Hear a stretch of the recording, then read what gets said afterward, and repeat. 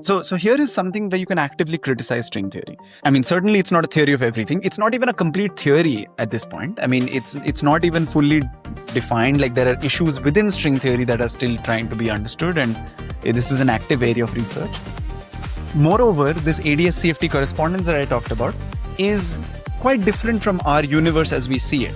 Okay, this ADS is what's called anti-de Sitter space, which corresponds to having a negative value of the vacuum energy, the dark energy that we see in the universe. Cosmological constant. Our dark universe, yeah, the cosmological constant.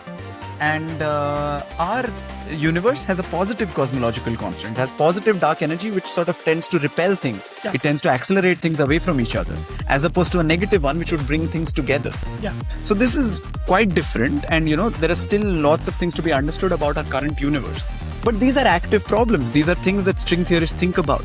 It's not like string theorists don't care about it. Or it's not like they're just interested in, pushing their agenda on this theory as opposed to trying to explain the universe. All string theorists I've met have, really want to explain the universe. So sometimes the discussion that's made is there's some agenda or something. Exactly. So that, I think, is just, I just don't know how to defend that. I mean, it's just way too far from the truth to even, engage with.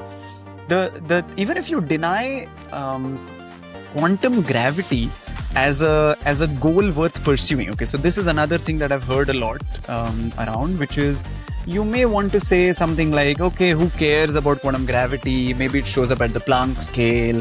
I don't really want to know. I want to know something that I can do in my lab. I want to know something that is within our universe, which we can test and build an experiment for, and so on. The fact that thinking about things in terms of string theory or quantum gravity is helpful for even making predictions for that, right? Yeah. Like an example being this bound on chaos that I talked about. It's something that an experimentalist, like a person doing condensed matter, can go to their lab and just try to do an experiment on and try to see.